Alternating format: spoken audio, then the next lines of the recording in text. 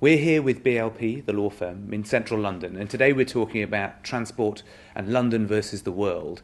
And we've got around 100 business leaders from a range of public and private sector organisations here with us this evening. It's an exciting topic, and it's sure to ignite a wide range of debates. So we look forward to having the debate later on and hearing from all of you and our audience here tonight.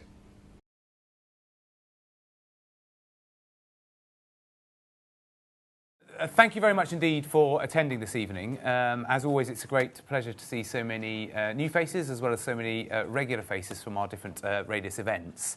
We, for the second time in our history, are being webcast. So if you wonder what all the cameras, hello everybody who's watching on webcast, are doing at the back, that's what's happening. So we've got a number of people around the country, and indeed for future events where we can, if you've got colleagues who might want to listen in and watch, you can't make it live, you're very welcome to send the links out to them as well. I want to say thank you to BLP for hosting us. It's, I think, the second time we've been here at BLP. So thank you to Michael and Daisy for your support. I spotted Michael earlier on, but he can't spot him at the moment. I also want to thank our panel in advance. We've got Iain Stewart is our fifth panellist. He's actually just finishing a transport meeting at the House of Commons. So he is on his way and is due to arrive at 7. So if a mystery figure arrives and sits down there, hopefully it's Iain and not a slightly random member of the audience who's decided to sit in the wrong place. The format of this evening is I'll let the panel just do a quick 10 seconds, that's probably a bit too short, 30-second introduction of themselves and their background. And then, as usual, we've got a number of topics that we'll run through. If you've got questions at any time, most of you know, it's an open forum. So if you want to raise your hands and ask a question or chip in, whether you agree or disagree, you're very welcome to do that. Equally, the panel may well chip in across each other at various points. If you get to the end of the session and you think there's a burning question you've got, please do ask it. There is a roving mic, which if you put your hand up, the roving mic will find you. And I will repeat the question you ask, so hopefully it won't feel too disconcerting for you. And other than that, I'll give you an announcement at the end, just talking about some of the future activities and events we've got coming up. So, first of all, it gives me great pleasure to introduce you to a number of the panellists here this evening. I'll ask each perhaps just to give a little bit of an introduction so people have an idea of their background. But maybe Richard, should we start with you? Why not? Good evening, ladies and gentlemen. I'm Richard Barnes, former Deputy Mayor of London and member of the Greater London Authority. Whilst I was Deputy Mayor, throughout the Olympic period, I was responsible for access and equality issues, which related to transport, amongst other things. I'm now a board member of Transport for London. Thank you very much indeed. David. Hi there, I'm David Leam. I'm the Infrastructure Director at London First. We're a business membership organisation that campaigns to ensure London is the best city in the world in which to do business. Thank you very much. Yes. I'm Chris Sexton. I'm the Technical Director of Crossrail and have been that for the last 4 years. My background is in the engineering and construction industry, and I hope that people know that Crossrail is a new east-west railway through London.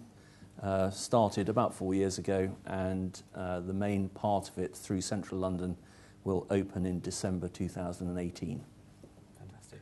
Hello, I'm Matthew Beard, and I'm the transport editor of the Evening Standard, which is London's last surviving free newspaper. And I report on a variety of transport issues ranging from tube strikes to where a new runway should be built, and cycle safety, any manner of things. I've been at the Standard for 7 years, and previously at the Standard I was the Olympics editor, covering the whole Olympic project from the vote in Singapore to closing ceremony of the Paralympics. Fantastic. Thank you very much indeed. One thing I forgot to add is, for any of you watching on the webcast, you can ask a question, and I've got my email system ready to go. So there might be a slight delay, but I'll be checking this. If anyone looks, I'm actually checking my emails to see if any questions have been asked rather than doing some last-minute research. So let's start. One of the conversations and the reasons that we set this panel up is there's been lots of discussion about London's place in the world. And so, David, I wondered from London First perspective, just perhaps to give it a little bit of context, when you look at London as an investment opportunity for business and for individuals who are looking to move here, what's your sense of the competitive landscape, as it were, in between London and different cities around the world, and indeed in the UK? Thanks, Patrick. I mean, you have a whole host of sort of international benchmarking studies, and what you see in those is generally that London's right up at the top of them. I mean, you often have London and New York, I think, up there particularly as the main two, but there's a whole host of other competitor cities, established ones, and sort of emerging, growing ones. On infrastructure in particular, you tend to see London. I mean, PwC did a sort of cities of opportunity study published last year. London came out at 5th in that.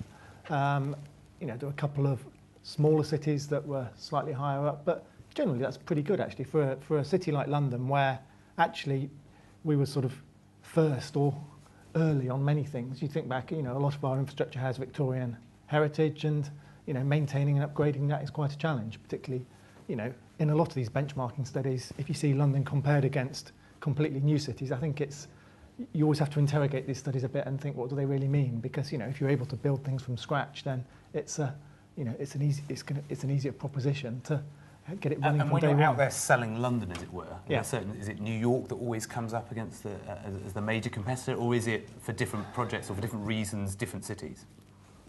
It varies a lot. I mean, I think New York's up there for the sort of the mix of an exciting, livable city and also a sort of a serious financial powerhouse.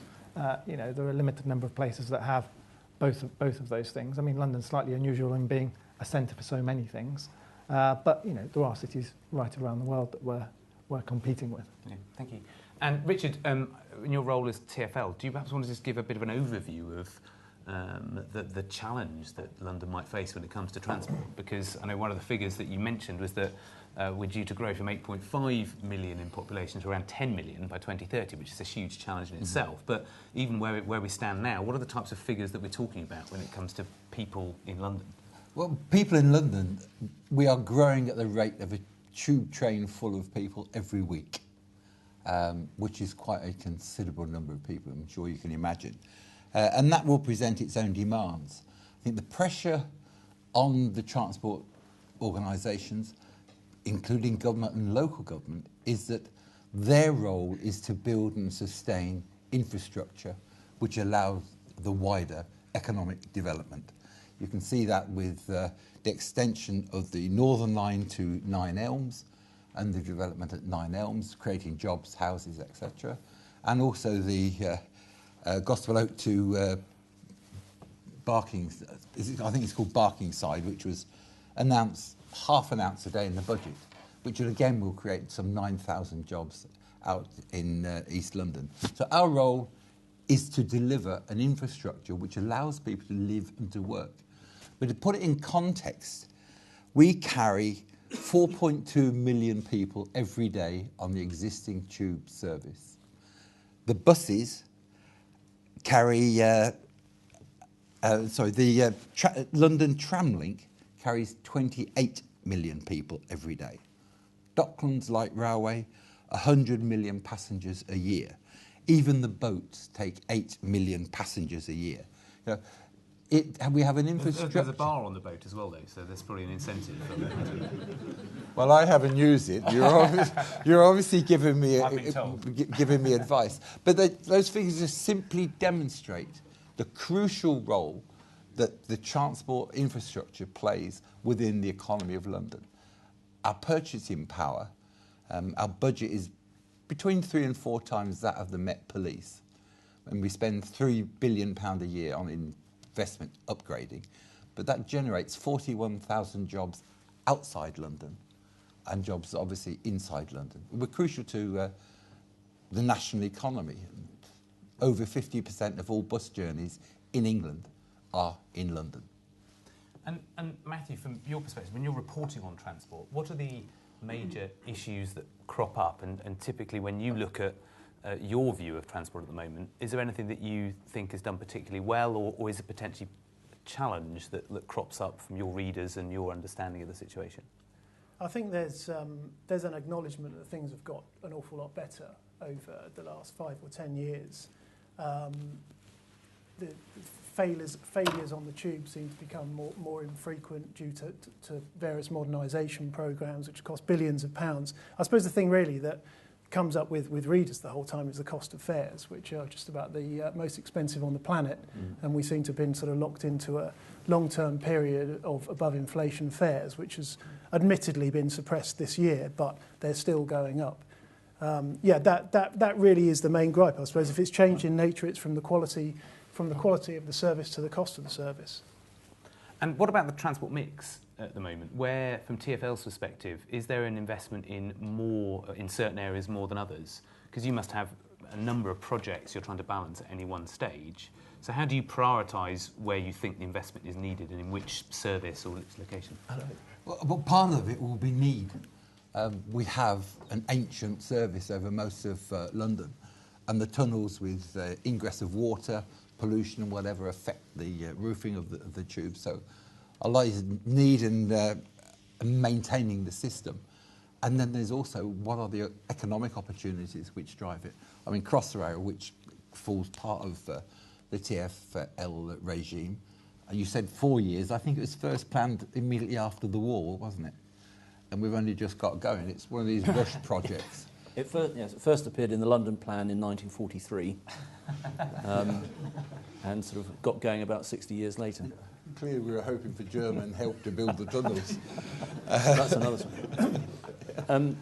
I was going to say, Patrick, I think the other thing Matthew was talking about, quality, I think, and you might share this, I think people's expectations of the quality of journey that's being provided has also risen recently. So I'm a regular traveller on the Jubilee line, and whenever I travel on the tube, I don't really expect to wait for a tube for more than about 2 minutes.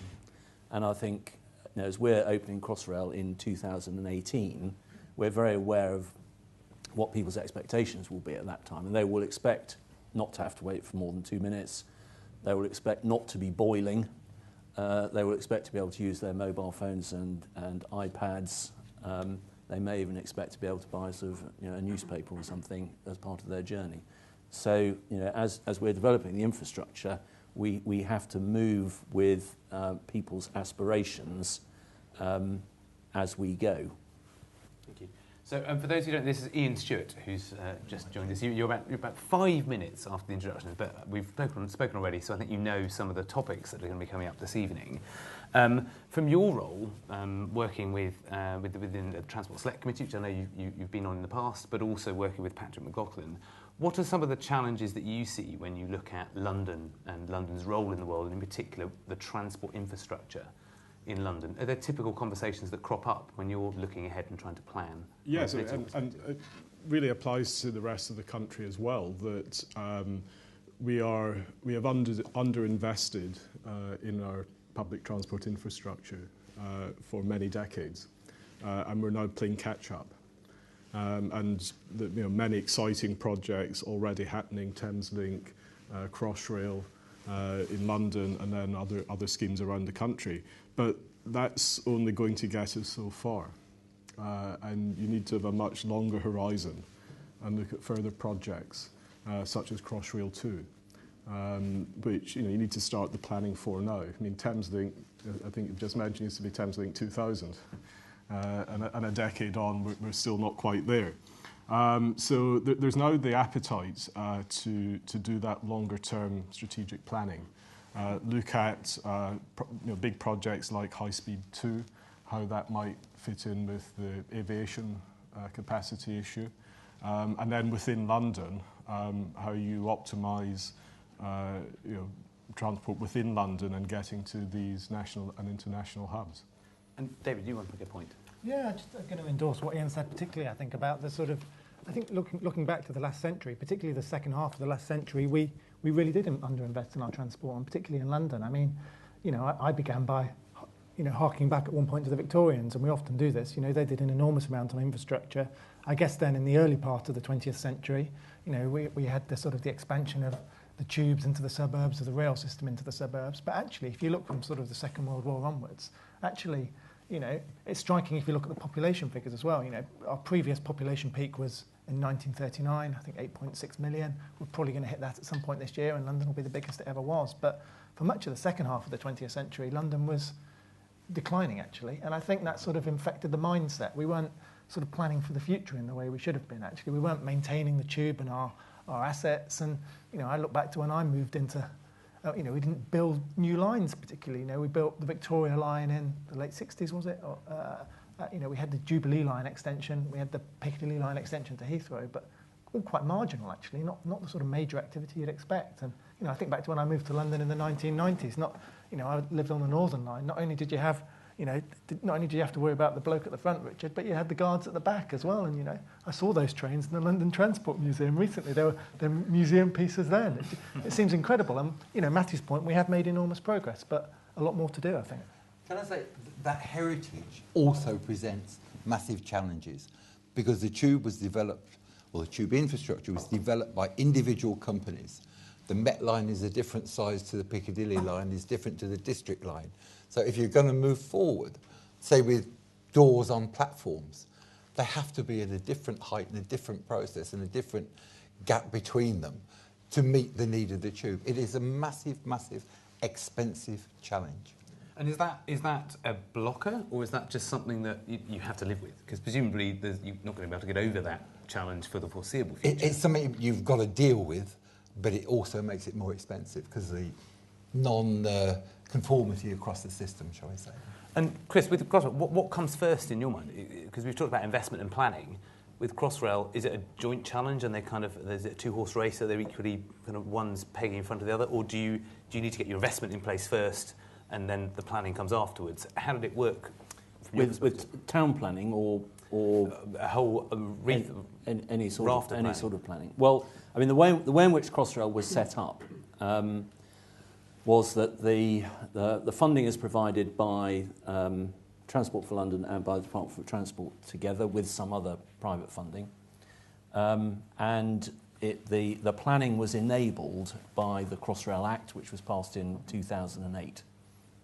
I think without without an Act of Parliament, which gave us, if you like, about sort of 80% of our planning permission, it would have been extremely difficult to get Crossrail through central London.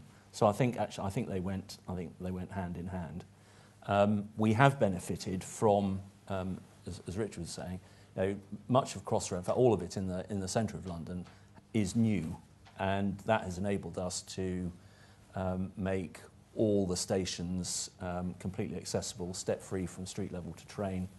And if you go out onto Network Rail, the issues about varying heights of platforms, various widths and that sort of thing apply there as well. And if you go out onto the national network, you'll find platforms at all different types of levels for historical reasons. So it's not confined to London. And it is much more difficult to develop legacy infrastructure than it is to build from new, and we're lucky in that regard. And Matthew, when we were discussing this, one of the conversations that cropped up was the role of big projects in driving transport infrastructure forward. Crossrail is one example, but equally the Olympics is another example. What's your sense of the role of major projects in bringing transport infrastructure to the fore? Is that crucial, or actually can changes happen without a catalyst? I mean, I suppose a lot of it comes down to money, really, whether you have the billions of pounds it takes and you can make the case to invest and get planning consent. But if you look at the Olympics, for example, when there wasn't... winning the Olympics did not come with a £1 billion budget to upgrade London's transport system. There was some improvements on the edges, if you like, but what it did achieve was a more sort of unified way of working, really. And the transport authorities, I think, came out of their shell a little bit and started talking to the councils and started talking to government departments more, and started talking to the Olympics organisers. And they thought a little bit differently, and they dealt with the challenge of how you're going to adapt London's roads to have special Olympic lanes. And also how to encourage people to work at different hours, be more flexible, and a lot of those things have actually then sort of rolled on into daily London life afterwards. So Yeah, I do think that having a big project like that can showcase the city, and also it's worth remembering that when London won the Olympic bid, in fact, when it was bidding back in 2005, the IOC wrote up a report and said things were all fine with London, the political support was fine, but the big Achilles heel about London was its public transport, and come September 2012, everyone was absolutely delighted with the way the transport coped, and also I think it instilled in the wider public a sense of confidence in the transport system and more broadly in the city. Richard.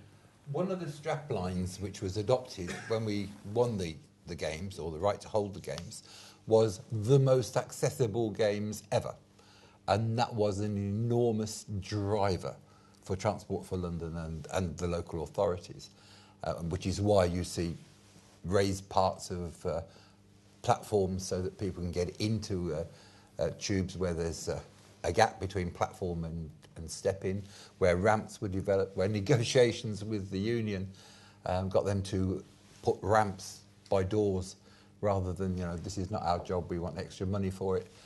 There was an enormous driver to make it truly accessible for, let's call it the mobility impaired, rather than just people in wheelchairs. And that truly, truly worked. And it's been a great legacy. It is demonstrated to Transport for London and others that these things can be achieved, must be achieved, and should be achieved. And that is one of the best legacies we've actually got from it. And is that the same attitude in I suppose, central government terms? Do you tend to look at transport and say, well, not just how do we invest in transport, but what else can we tie this to? Is there a linkage approach? Or do you actually try and separate them out between the big projects you might want to win or invest in and actual transport infrastructure?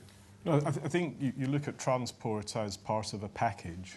Even if you look at the budget announcements today and trailed at the weekend, the development of Ebbsfleet, central to that is its position on the high-speed Javelin line down to Kent. The redevelopment of Brent Cross will be the same. So evidence shows that you cannot do a major housing development or business development without having very accessible public transport links. So there is I think a culture change at government that you don't just look at projects in departmental silos. You do have to work across. If you look at the Heseltine review, his basic concept was that instead of having a pot of money for this project and a pot of money for that, you actually wrap them all up in one single growth fund. And that's what you're starting to see happening. So you have a much more holistic approach to development. I think the other thing that the Olympics has undoubtedly done is it's helped to sort of jolt thinking forward a little bit in some areas. For example, the notion that that the tube doesn't have to be shut every weekend all night and for long maintenance periods, and actually it is possible to reduce those, keep the tube open for longer. I wonder if some of those improvements which have come in subsequently would have happened without the catalyst of the games. I think the catalyst for that was the fact that Transport for London took over that responsibility from Tube Lines and others, from a disastrous contract signed by a previous government. I think the other thing Where's about our Labour transport spokesman? I can't believe it. I think the other thing about the Olympics was actually it gave us the sort of self-confidence to believe that we can do big infrastructure. Actually, I mean, I look back again, sort of 15 years ago or so, we were struggling with the Jubilee line extension. There was a real sense in the Treasury then, when we were all campaigning for Crossrail then to try and get Crossrail over the line again. There was a scepticism, Can we do these big projects? Is it just going to be a terrible bottomless pit of money and cost overruns, and it's all going to be a horror story for us? That's gone now. Over the last couple of years, we've been started to talk about Crossrail 2. We've put a couple of reports out, and no one said to us, "You're crackers" or anything like that, which I sort of worried about at the beginning. It seemed a natural, sensible thing. Actually, people are thinking, we're good at this. Yes, we can. Let's think about the next project. And is there a difference in? Oh, you want to? You lean forward. It works as long as government doesn't try and run it themselves, and they let commercially minded people do the delivery. It's when government keeps sticking its oar in and changing the the prospectus all the time that things overrun and get crackers. You're only as good Isn't as it? you It won't surprise you to hear that I agree completely with Richard on that. I mean, Crossrail is on time and on budget, and Crossrail was set up as a special company to deliver the Crossrail project. And my recommendation would certainly be, if we ever do anything like this again, I would follow a model like that, or one that's very similar to it. What about the role of London as a special case? Because we've had, we've now got cross-London government again, Ken and Boris. We've got a whole range of different organisations in London focused on transport. Matthew, so there's a question for you. Is your sense that London is more demanding than other people around the country, or is there now a drive now that Crossrail's come through coming from consumers and passengers for Crossrail 2 and other projects, or actually is it just a natural state that London is big enough that it can demand these types of projects to go forward? It seems to me that there is a new confidence about London, and that I'm sure it's no coincidence now that we have an elected mayor and the London Assembly, and they work hand in glove with Transport for London to lobby hard for these big projects. I mean, there's also no doubt that there has to be an end to it at some stage, because there is a real imbalance between the money per head that we get in London in terms of taxpayer money for big projects compared to the rest of the country. There was, I remember I wrote a story this time last year on the basis of an IPPR report, which said that in London, per head you get £2,600 public contribution to transport infrastructure projects. In the northeast, at the other end of the scale, you get a fiver. So there's clearly an imbalance there, and I think I applaud London First's campaign for Crossrail too. And you have to be in it to win it, so to speak. But I think it's a brave politician at the moment who would stump up the billions of pounds for Crossrail too, when there is such a national imbalance. And obviously that's all come into sharp focus this week with High Speed 2 as well, and the increasingly loud argument to use High Speed 2 to benefit, first and foremost, to benefit the north of England, which is what David Higgins articulated this week. Crewe seemed to be the big winner, and St Pancras the big loser. Come on, Iain, you're amongst friends. Matthew will give you an exclusive announcing Crossrail 2. Well, I wish I had the departmental checkbook in my pocket. Make a number of points. Part of my job as Parliamentary Private Secretary to the Transport Secretary is I receive bids from colleagues around the country for different transport projects in their constituencies and regions, and there is plenty of demand across the country. London, as a capital city, does get a lion's share. That's always going to be the case. But one of the developments that's happening, particularly on the rail side of things, is that there's an appetite for devolution down to big city regions in the West Midlands, in Greater Manchester. And they will have a greater lobbying voice and autonomy, more akin to what Transport for London has. It won't be an exact replica, but moving more in that direction.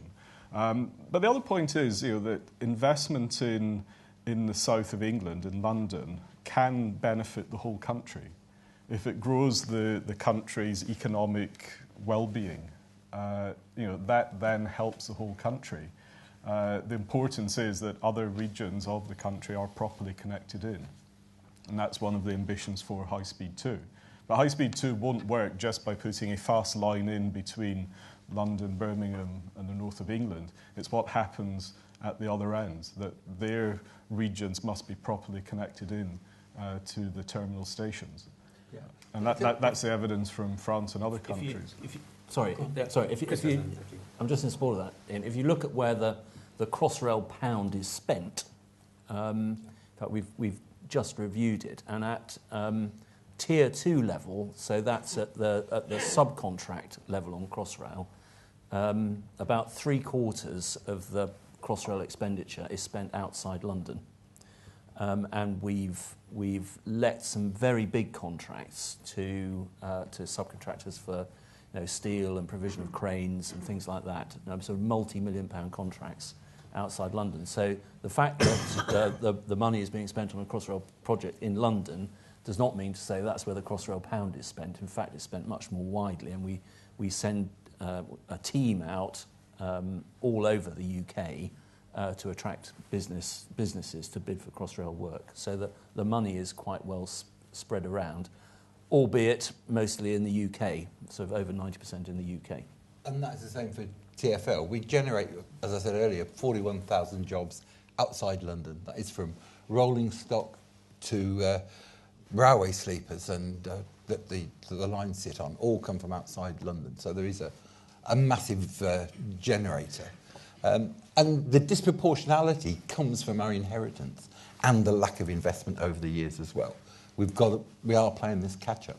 But, if Newcastle needs money, then I can find them £70 billion tomorrow by scrapping HS2 plans.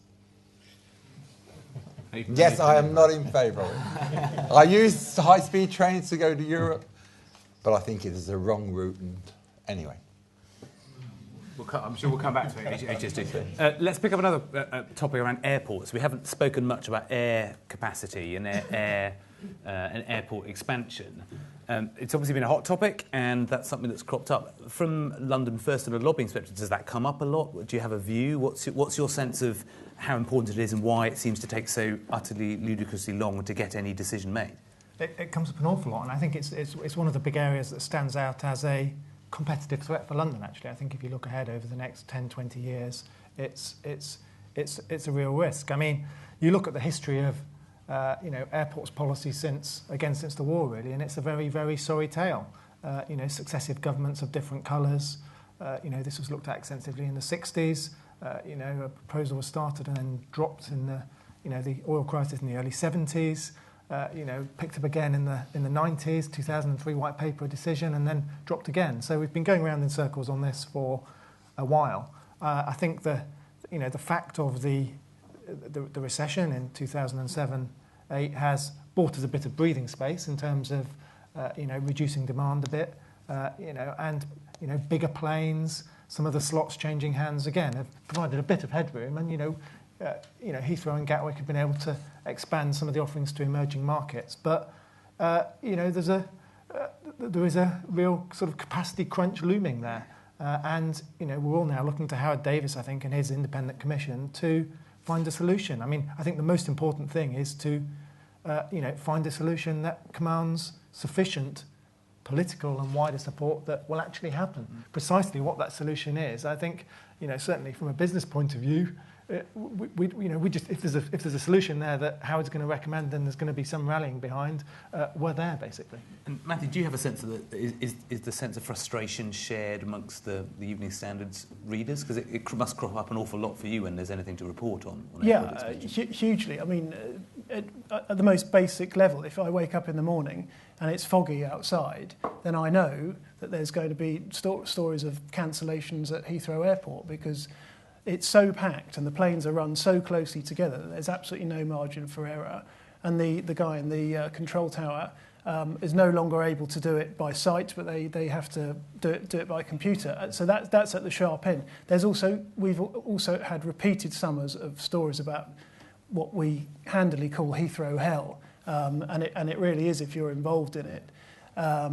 So it's a really big issue, and I think it's what sometimes gets overlooked in this is that actually London and the South East is a sort of world leader in terms of aviation. We sell more passenger seats and more flights than certainly any other airport in Europe. And what is at stake is losing that primacy. And I think that Howard Davis, let's be clear about this, is going to report after the next election. And it's, to my mind, will come down to Heathrow or Gatwick. I think the Estuary Airport is dead in the water. And I think I I'm going to sit on the fence a little bit, but I think that if Heathrow Airport is chosen, there are major question marks about the deliverability of that within the current political system. It takes to get from political agreement to go through planning and start building the thing takes 7 years. And that, unfortunately, is more than one parliament. And for all those agreements to stick beyond one parliament, I'm deeply pessimistic about. And Iain, you must be lobbied, I'm sure, on this issue fairly regularly. What's the thought process? Because it's been a number of years. Is the planning system too antiquated, too Victorian? Should there be, I don't know, a mayor of airspace to actually force some of these things through? What's the answer? Well, two areas I'd pick up on. On the latter point on planning, yes, we still effectively have a Victorian planning system. And if you look at the long and convoluted process that High Speed 2 is going to go through, China will have built about 10 times the distance in the time. I'm not saying they adopt the Chinese model, which is just build it and to heck with any local objections. But we do need to have a more streamlined system. We do have to have a more streamlined system than we do now. Last week I was visiting a project that Chiltern Railways is doing, and to build 1 new mile of track and upgrade another 10, it is going to take 10 years from concept to delivery. And that's ridiculous, and that's because one man was able to object to the upgrade of some tunnel because there were bats in it, and that was just completely ridiculous. So I do think we do need to look at how quickly we can deliver projects once they're agreed on. On what the answer is for London, this is my own view, I think you're going to need an expansion of Heathrow, either of the options that Davis has come up with, plus either Gatwick 2 or Stansted 2. I've got a fairly open mind as to which one that is. And I think the way airline economics are going to go, you're going to end up with increasingly 2 big global alliances. And I think you will see one based at Heathrow, one based at the other. Richard? I have been involved with issues at Heathrow since I first got elected as a local councillor in 1982, when there was a planning process going through for Terminal 4. And during that process, Heathrow put its hands up and said, on oath or whatever it is, if we have Terminal 4, we don't need Terminal 5. Well, the ink hadn't dried or the cement hadn't gone off before they got a planning application for Terminal 5, by which time I was leader of Hillingdon Council. And it took you 5 years to get that through, and I was a fly in an ointment, shall we say, fighting for local people. But when they built Terminal 5, they said, we don't need a third runway to service Terminal 5. And no doubt we were all surprised when, as soon as Terminal 5 was finished, they needed a third runway, and indeed that would demand a 6th terminal. I don't believe that the planning processes are there to ensure that Spanish-owned companies make a profit. That's not the issue. We talk on High Speed 2 that we need to develop the north and encourage the economy up the north with contacts and whatever else. Birmingham wants a longer runway so it can fly more planes internationally. Why aren't we looking at Birmingham to have the bigger third runway with a high-speed train linking from Birmingham to London? You could do it in an hour and a half. If you came straight down the M1 corridor, it wouldn't be a problem. Because HS2, they've already put the link from HS2 to Heathrow on hold. There is not an integrated policy at the moment. It's just everybody trying to please everybody else. Please me by going to Birmingham, scrapping the third runway at Heathrow, and saying to Ferrovia, look at the way in which you're using your slots and how you've allocated them. Stop British Airways flying empty planes down to Cardiff to sustain the slot. Look at the way you're doing it. Yeah, Iain, you're welcome to respond. I do agree with you with Birmingham. I think, as you say, Birmingham will effectively become a London terminal. Yeah. With high-speed rail. London-Birmingham. London-Birmingham, and that is a huge marketing opportunity for that. But even with that, and this is going back to long-term planning, and you look at the forecast demand in hub capacity and point-to-point, that's not going to be enough. And we can patch and mend and tweak things here and there. That's going to buy us a little more time.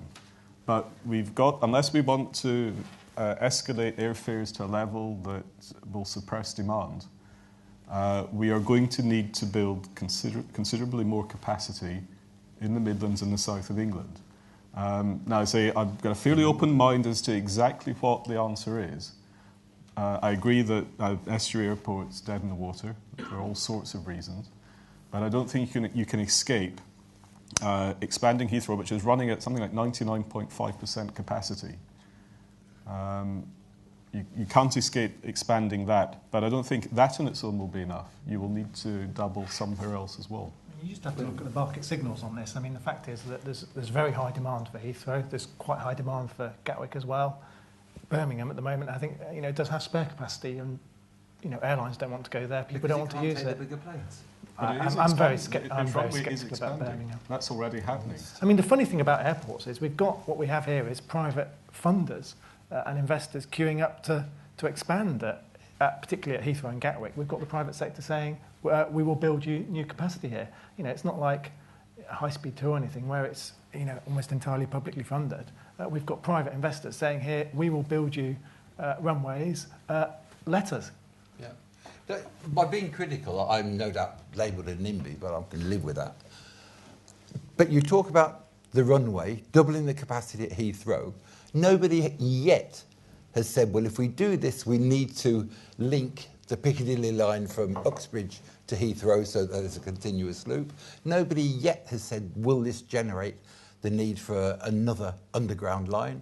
Nobody has yet said, what is the surface transport going to be to actually service this doubling capacity? It's not an integrated policy. It's taking bits at a time, splinters, out of a finger. But I would challenge that. If you look at Crossrail and how that will connect to Heathrow, if you look at the Western Access Rail Link, which doesn't exist at the moment, there are projects coming in. The development at Old Oak Common and the links to that will be enormous. So it is being looked at holistically. I live in the west of London. From Uxbridge to Heathrow is 5-6 miles at the most. To travel by public transport, I have to get the tube line and go into Acton town and then out again. I don't do it. I drive. As do most other people. So, any questions from the audience? We've covered quite a range of topics, from planning, from airports, from London's role. Does anyone have any points of view? Yeah, if you could just say who you are and maybe make your point, and I'll just repeat it. I'm here with 4 Communications, but also as an advocate of HS2 Limited. And I'd like to make a quick comment and then ask a question, if I may. The comment about Birmingham Airport is that the runway is being extended right now and should be in operation by this summer. And I believe that the capacity for the airport will extend from 14 million passenger journeys a year to 28 once that runway is complete. So that's one thing. The other question I would like to ask is about HS2 Limited. And one of the attacks upon HS2 is that it will draw resources and economic benefits into London and the South East at the expense of the Northern and Midland regions. And I wonder what you think about that. And if you agree with that, what can London do to further the causes of HS2 by explaining that this is a national, not just a London project? Thank you. David, do you want to offer any thoughts on that? I don't agree with that. I think that's a sort of a crass simplification. I think the reality is when we support HS2 as an important national project, actually. We support joining up England and potentially up to Scotland as sort of our key cities more effectively. Because what you do when you sort of strengthen your transport links is, you give people and workers more opportunities about where to live, where to work, where to commute, and you give businesses more opportunities about where to locate and opportunities to trade. I think the reality is that, I don't think anyone can know with great confidence precisely what will happen when HS2 is up in operation. What we will have done is we will have massively extended the opportunities for people, and I expect we'll see things happen in both directions. Undoubtedly, you do expand the commuter hinterland of London. It will be possible for people up into the Midlands and North on either side, even more than now, potentially to commute. Equally, there'll be far greater opportunities the other way, and I expect you'd see different sorts of businesses relocating, sending functions in different directions. I just think connectivity is a good thing, and if we didn't think that, we should be digging up the West Coast main line and digging up the M1, and I don't think anyone thinks that's going to make life or opportunity any better for England cities. Iain? There is evidence to show that that's not going to be the case. If you look at what happened with Lille in France, it's about an hour from Paris on its TGV line. And Lille very successfully developed a financial services sector around the station, and a good number of insurance and banking companies moved out of Paris to Lille, where the office rental costs were substantially lower. So there is, if it is done right, then there is evidence to show that actually it is the regions that will benefit from that. But the key point is, it's not just putting in a high-speed line.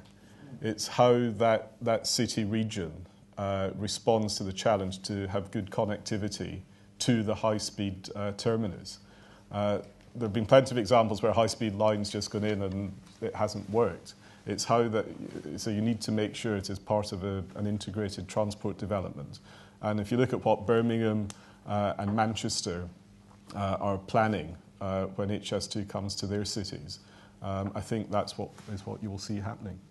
But the TGV stops in Lille. Yes, and so it will stop in Birmingham. No, it won't. It will stop just outside Lichfield. No, and you then catch a little route. There's a line straight into the Curzon Street in the heart of Birmingham. And then it goes on from there. No, there will will be a branch that goes to the north, but there'll be a Birmingham city centre to London city service high-speed train. That's not what your maps show. I'll show you another map.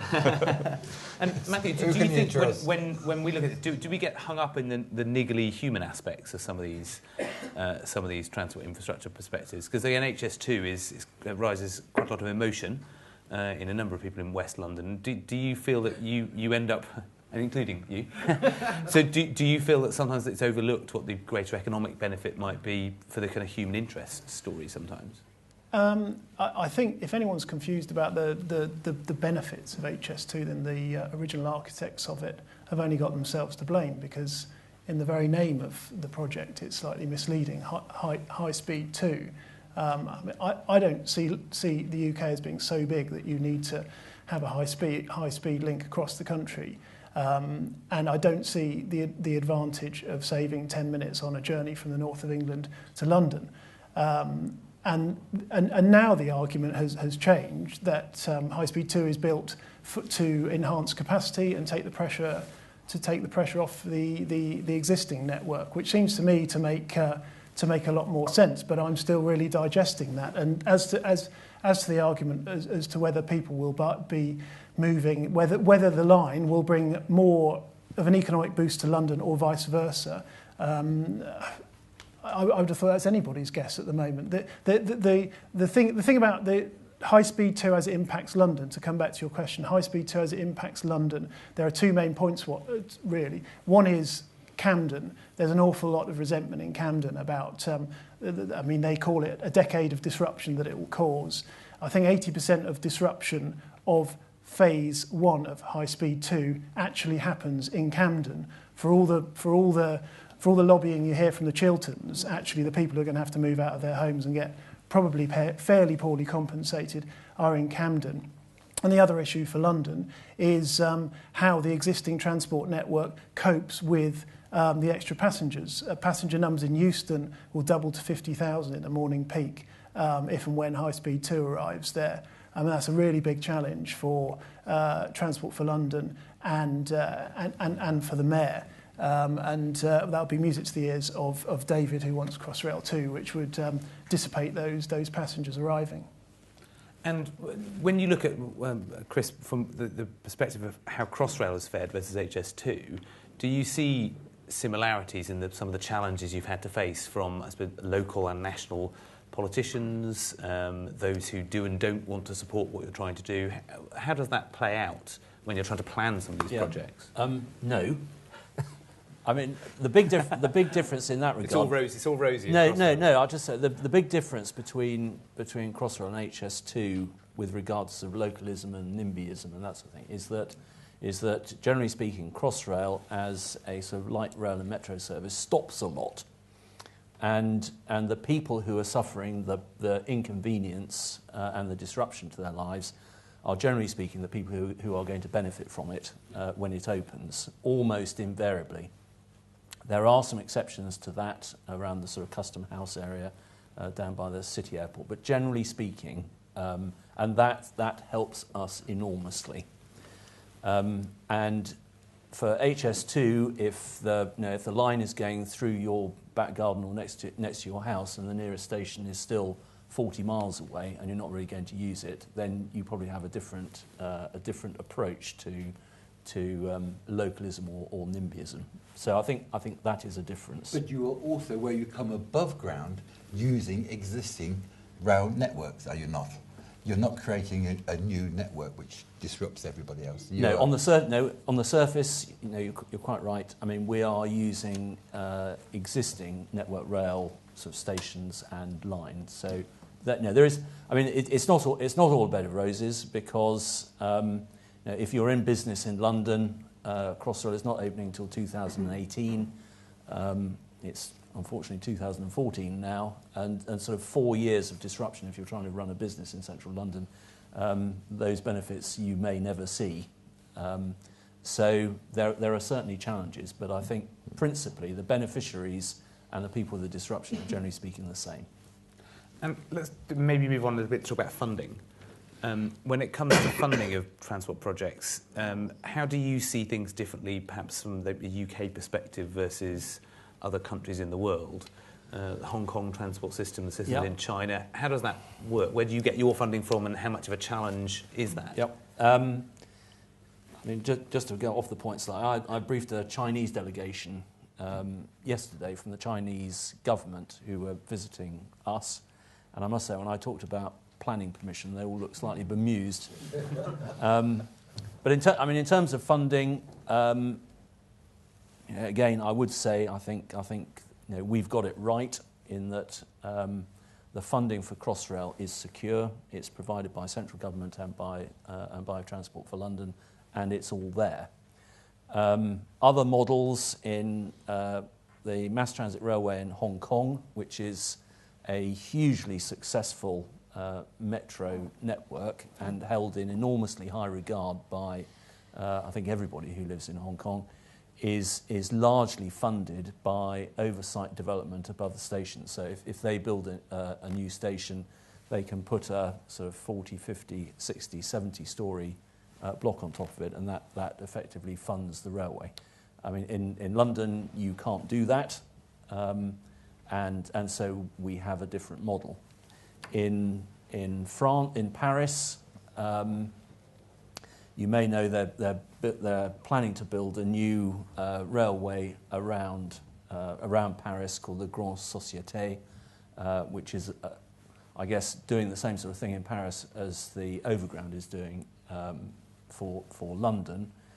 I think the funding streams for that and it's due to go out to 2030, the funding streams for that are significantly less secure than what we have got. So,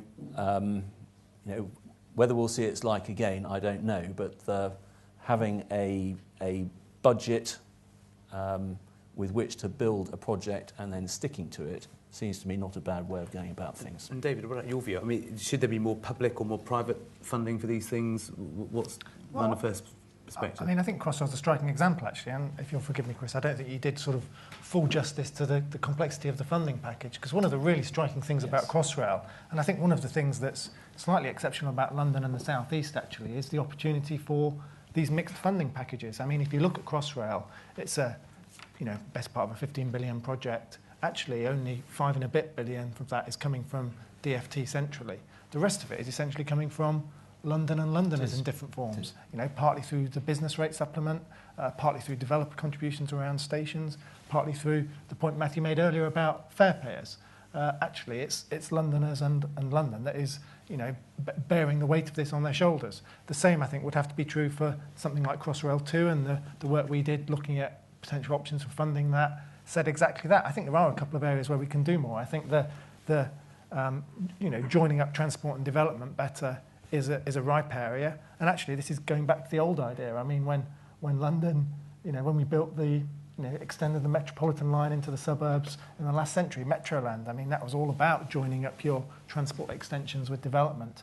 And if we're going to build new transport links, making the most of them and building at some density around it, have commercial and retail development there, generate value, because you can capture some of that value then to help pay for the scheme. So when TfL's looking to plan, should we just build 80-storey retail blocks on the top of every station and there'd be no public funding? Well, that would be an interesting concept, wouldn't it? Several shards across London. All full of HFM. We've got 4 revenue streams. The fares, which amount to about 5 billion a year, roughly 50% of TfL's funding. Taxpayers, which is government grant and the retained business rate, which is again about £2.5 billion. Prudential borrowing, where the government will give us a limit for how much we can borrow and fund against the fare box, and that's roughly about £600 million a year. And the weakest leg of it all is the commercial development. If you go to most cities in the world where there's a transport interchange, there is a shopping centre with a real retail experience. There are few of them in London. Maybe Canary Wharf is one, certainly London Bridge to a much, much lesser extent. And I think that we should be looking at what our commercial development is. I know you can get a packet of fags in a newspaper and a bar of chocolate at most stations, but that commercial retail experience could be a lot better, as indeed could flats and places to live or work above them as well. And I think that will need the local authorities to work with TfL and indeed the government to look at the way in which we plan and agree this development. It's crazy the way we've got at the moment to have space which we cannot use properly. And is that something you have a view on, Iain? Yeah, I mean, I think it's not an either-or between central government capital investment or private sector investment. I think the two go together. If in a couple of weeks' time, the Network Rail's control period 5 starts. 2014, 2019, that's going to unlock £38.1 billion in the existing rail network. That's HS2 is on top of that. That's a huge investment. On the roads, one of the developments that's going to happen this year is that the Highways Agency will be put on a similar long-term funding scheme, so you have some certainty in planning, and that will help unlock private sector investment too. And that's a huge culture change, because when the government came in 2010, funding for Crossrail was under some threat with the financial pressures that the country was facing. The easiest thing to help balance the books was to say, well, we're not going to spend those X billion on Crossrail. But I think the right decision was, no, this is a vital infrastructure. And I agree with Richard. We do not do as much in looking at the potential of commercial and retail space around transport hubs. Look at St Pancras International. St Pancras used to be a station you would want to spend more than a couple of minutes at. Now it's a destination in its own right. And David Higgins' report on HS2 talks about developing Euston in a similar way. So I think there are huge opportunities there that using central government capital grants for sort of underpinning the process can unlock substantial private sector investment too. Yeah. And we've got to look at what we're doing. A lot of Transport for London's land holdings came from the Department for Transport as we were created. And so the North and South Circular, there were great strings of houses around the North Circular where the North Circular was going to be expanded, which stood basically derelict for years. The land which is reserved for the South Circular, which I would hesitate would never ever be built, but they grip onto it like some miser. Let's hold this just in case.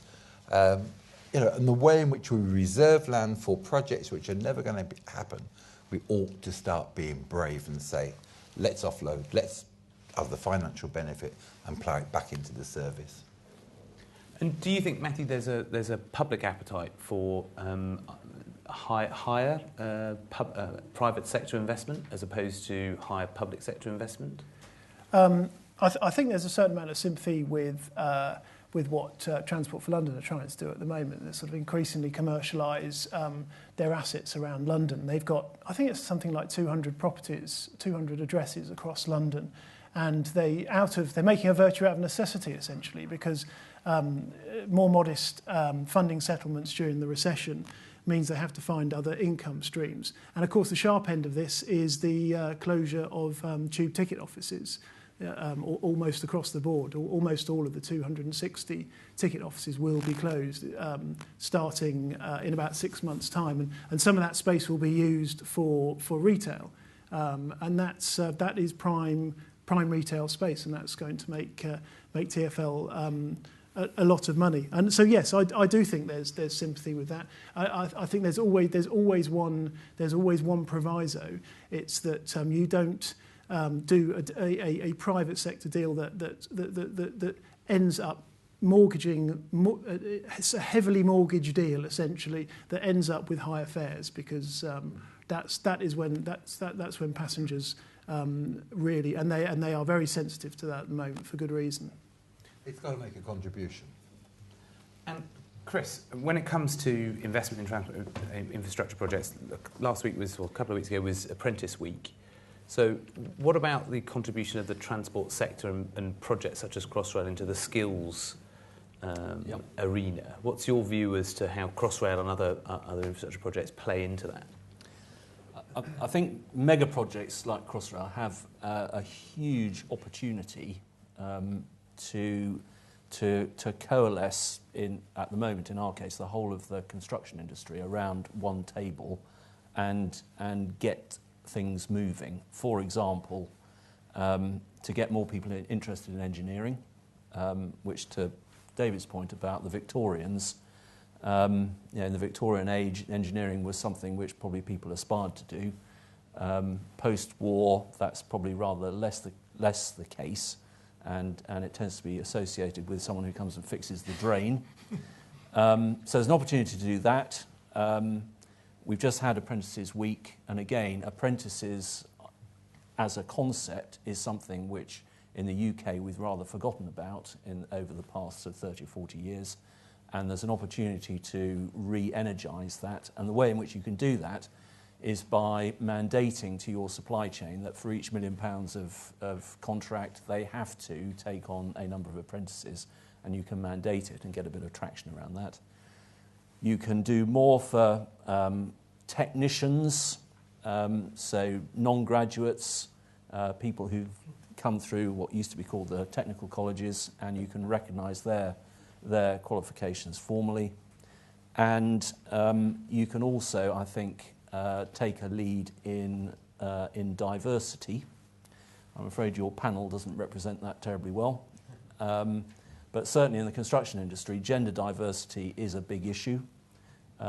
There are very few women in engineering and construction at the moment, and there's a huge opportunity on a big project like Crossrail to try and do something about that. When I was Deputy Mayor, I recognised the purchasing power of the GLA and its organisations that it had influence over, which is the Met Police, Transport for London, Fire Service, the real big spenders, and the GLA itself. And I formed a committee structure called Responsible Procurement, which was dragging everybody together who was actually responsible for placing contracts, buying things. The spending power was a goodly number of billions of pounds a year. And through that process and the way in which you procure products and services, you can get written into it that your supply chain will also create training opportunities, apprentice opportunities, and you can really make a difference. And that we certainly did over the 4 years. We also got a number of local authorities to sign up for the process. If you brought the 32 London local authorities together and the public services which are delivered in London, you're talking about £25 billion a year, which can buy you a lot of training, a lot of apprenticeships, and really have good leverage across the economy of London. Thank you. And one final point I wanted to touch on was around Bob Crow and the RMT. Obviously, the news last week that Bob Crow's passed away has been widely reported. What's the panel's view on what you think the future for the RMT and in particular relations around the tube might be? Maybe start with you, Matthew. What's your sense of where the future might lie? Excuse me, I don't think it will really have any impact on the current dispute they're going through over closing all the ticket offices, as I said, because that's a move towards automation that I believe a lot of the travelling public see the sense of. However, longer term, it might surprise people to think that here Bob Crow described as a moderate and a unifying force, because I know, well, our paper is certainly guilty of portraying him as public enemy number one, but there are a lot of people who would probably move to a strike ballot in the RMT much more quickly than Bob Crow ever allowed the union to do, and let's see what becomes of industrial relations now with the mayor's office. It's a slightly uncertain future, but I mean the issues coming up are really, the immediate issues are hard to foresee. There is a pay deal up for grabs next year, and then beyond that, there's a new generation of trains, which driverless trains, which is being portrayed as a threat to union jobs. Although I don't believe it's any such thing. But yeah, fairly uncertain times, I would say. From TfL's perspective, what's your view? I will immediately preface this by saying this is not necessarily TfL's view, it is my own.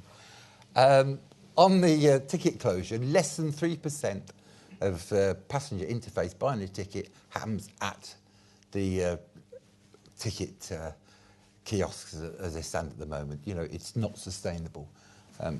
We've got to move on. Nobody's being made redundant.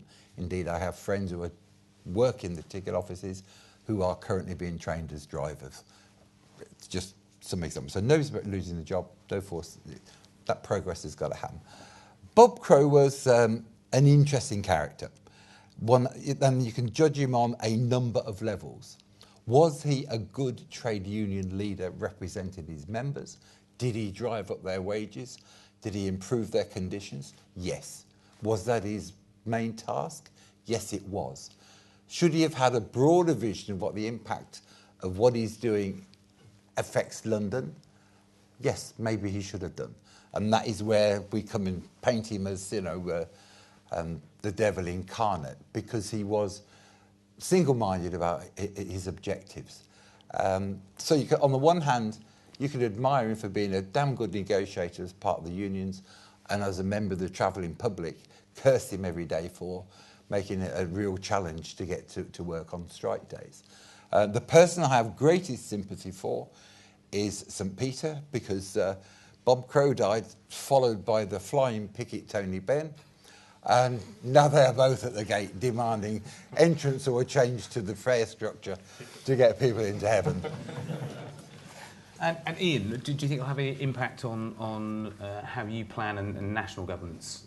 Well, I mean, I questioned Bob Crow when I was on the Select Committee, which was a fairly confrontational process. And I think his public persona was different from his private one. And I've talked to a number of executives in the railway companies, and they found him a perfectly fair and objective negotiator. And the vast majority of issues were resolved perfectly amicably before it ever approached industrial action. But I don't know what his successor style is going to be. But on the issue of the London Underground ticket offices, they presented it, well, you're just going to close all the ticket offices, there'll be no one in the stations, and passengers can fend for themselves. That's not the case. It's actually taking people from behind the screen. As you say, a tiny minority of ticket sales are actually done, in that conventional way. People have got Oyster cards who book tickets online. The Olympics showed us if you've got people on the platforms and the concourses helping to direct people and assist people with mobility problems, that enhances the customer experience. It makes it a safer, more pleasant way of travelling. So redeploy the people, but don't protect these sort of, there's always been a man behind a screen, and that must be forevermore. The world moves on, and hopefully his successor will take a mature view on these negotiations. Thank you. So we've almost come to the end of the session. It's a chance for anyone to ask any questions that they might have. The final question I'm going to leave you perhaps to have a think about with before we end will be, what do you think the biggest change or project that will have the most impact on transport in London in the next 5 years will be? So you can have a few minutes to think about that. But in the meantime, are there any other questions that anyone has in the audience that they're burning to ask or raise? Yeah, if you could, the microphone will wend its way down to you. If you could just say who you are and what your question is, that would be great. Thank you. Thank you. Sorry, is this what? Yeah. Danny Barnett from IBM.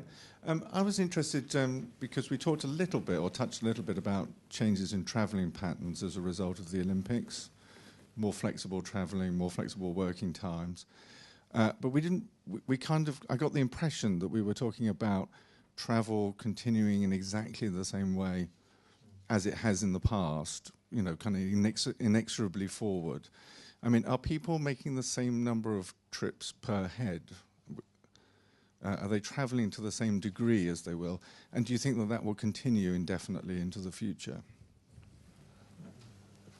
Both bus travel and tube travel seems to be expanding exponentially at the moment.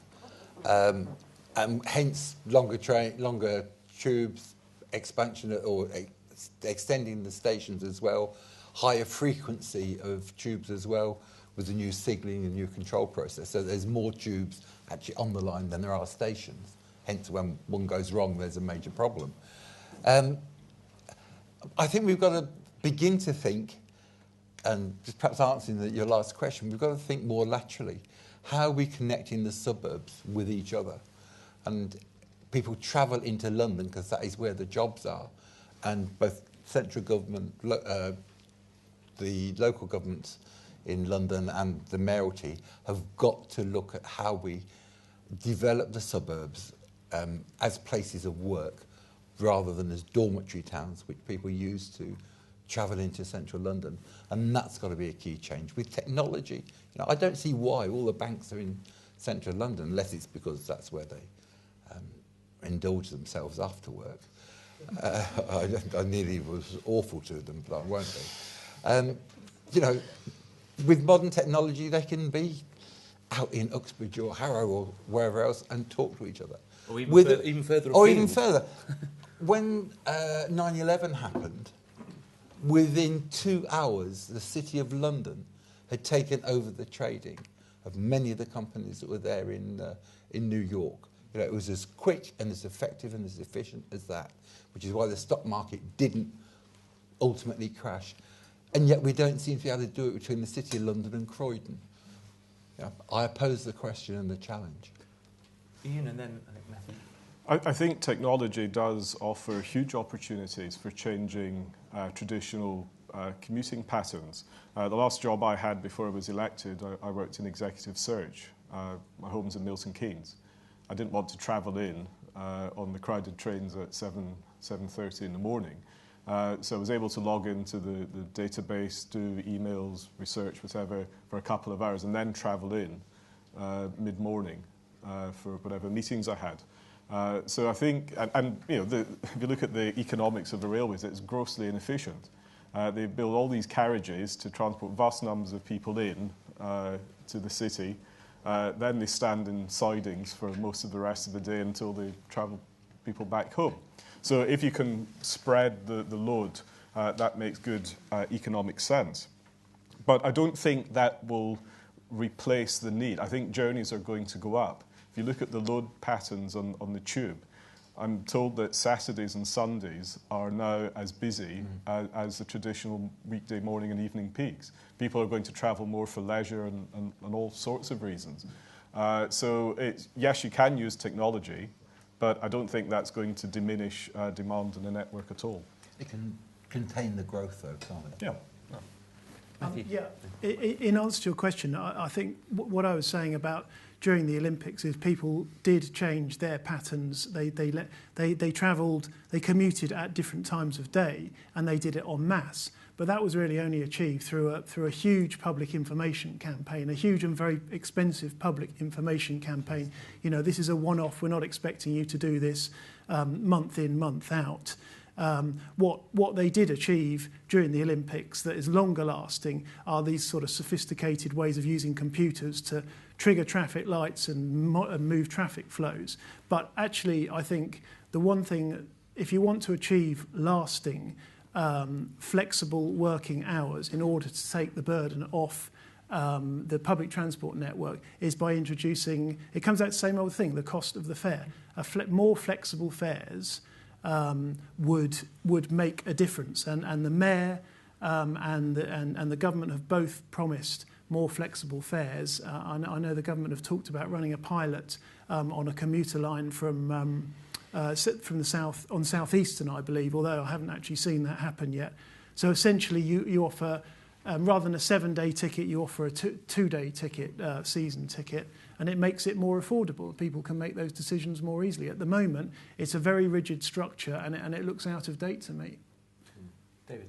I just think even with enhanced technology and greater labour market flexibility, it's striking how important traditional transport infrastructure remains, actually. I mean, just take Google. You know, they're building their major new office headquarters, and it's on the doorstep of King's Cross, you know, the best connected place in the country. They're not putting it in the clouds or anything like that. So, you know, the face-to-face transactions will remain just, I think, essential for people. I mean, Evan Davis, you've probably watched those programmes in the last couple of weeks, has been suggesting actually that it's agglomerations which are where things are going to go. I mean, I do think modal shift, i.e. getting people out of their cars and into public transport, into the train system, it looks to be the way things are heading. And then if you look at where technology can help, and I think you said you work for IBM, so the sorts of things in the future, looking at how people are going to plan their journeys between different modes of transport, do it very efficiently on their handheld plan. In fact, use their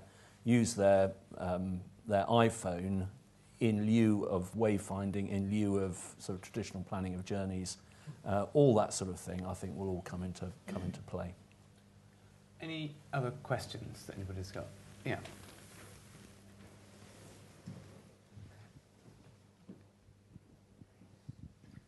It's Patrick Osborne from Lloyds Banking Group. So I live on the London Overground. It's a question about funding, and it was cobbled together from existing infrastructure on the cheap. It's barely opened, and they're already having to expand it because it's so popular. So the question I started asking is, are other models we use to sort of get funding and work out the benefits kind of broken in that it's so difficult to get funding, but once something does finally scrape through, it's hugely more popular than people ever thought? Iain, do you have a view on that? It goes back to what I said in the answer to an earlier question. And that is, rather than having standalone pots of money all over the place, you put them all together in one fund. You devolve power down to the city region, because part of the Overgrounds network, part of it was the old Silverlink and then London Midland franchise, and part of it was the old East London line, and everyone was running different bits of it. And it was a simple case of joining us all together, upgrading some of the actual infrastructure, introducing new trains, comparatively small cost, still large number of pounds, but in transport terms it was a comparatively cheap project. And yes, it's unlocked enormous benefits. And that is something we need to do more of. And that is the direction of travel, certainly in DFT thinking. TfL took over responsibility for London Overground in 2007. And in those 7 years, the passenger numbers have quadrupled. It's a very clean service. It's one of the most reliable in the country. It is very popular and actually links in places that people want to link into. And it goes around the city rather than dragging you into the centre then out again. I don't think anybody would have forecast it would have been as popular as it is and as successful as it is. Maybe that is an indicator that TfL and the Mayor should have greater responsibility for more overground railways in London. We can deliver. On the devolution point, I'd go a step further and include the sort of the fiscal devolution as well for money and taxes as well, actually, because one of the really striking facts that came out of the work that Tony Travers did looking at British cities and particularly London was how what a centralised country we remain here in the UK. He compared London, where the Mayor retains, I think it's 7% of all the taxes raised in London, just 7% stay with the Mayor. In New York, that figure's 50%. So actually, if we could, just make, inch a bit more down those, down retaining some more of those taxes locally, then actually, the Mayor of London is going to be more responsive to what London needs than the DfT is, with the best will in the world. That process of having to, constant lobbying and constantly trying to make the case for what's needed. Actually, just sort of, making the Mayor a bit closer to London on that, I think would be a positive thing. Was it £19 billion worth of taxes that are collected in London, exported to the rest of the country? And I think we have a responsibility for that. But if we didn't do it, then, the Scottish economy would collapse. I wouldn't go too far. Matthew. Yeah, I think actually that the previous two mayors have done a really good job in lobbying central government for capital funding for transport projects. I hear what you say, and that is a phenomenal growth that maybe no funding settlement could have foreseen. But I think it was last November, the Mayor and Transport for London successfully lobbied for a settlement over, I believe it's 10 years of nearly $2 billion every year for capital investment. So it is actually pretty good in my opinion, and it's the fruits of having two successive mayors who are very focused on transport. Thank you. So we've probably come to the end of our standard time. The panel, a number of them I think will be around afterwards, so again you're welcome to pick up any questions you might have with them after this session. I wanted to come to our final question, which was if you foresaw 5 years ahead or could look into your crystal ball, what do you think the biggest change in transport in London would be? Should we start with you, Matthew, on that side of the panel? That wasn't what I prepared, but I'll give it a go anyway. What I thought you were asking is what it should be, and in my opinion, it's got to be a decision on a new runway. It's at crisis point. It has to be a new runway. Chris. Well, the biggest physical change, obviously, will be the opening of Crossrail in December 2018. But I agree with Matthew on the opening of the airport, and clearly we're also interested in any decision around Crossrail too. Chris's answer brings out the timescales there. It's almost 5 years. In 5 years' time, Crossrail will be fully up and running. So actually, when your timescale, it is Crossrail. But looking ahead into the 2020s and the 2030s, we have to make a decision on the airport. And actually, the big projects will have come to an end by 2020. We need to be planning for the next one. I do think that's Crossrail too. You've got another answer. Just one addition. I've now got around to answering the real question. I think Oyster will be gone in 5 years' time. Pretty much gone in 5 years' time. For contactless card we'll payment. be paying with our bank cards instead on the tube. I'm not quite sure I'd be happy with a successive mayor having access to a bank account, but never mind.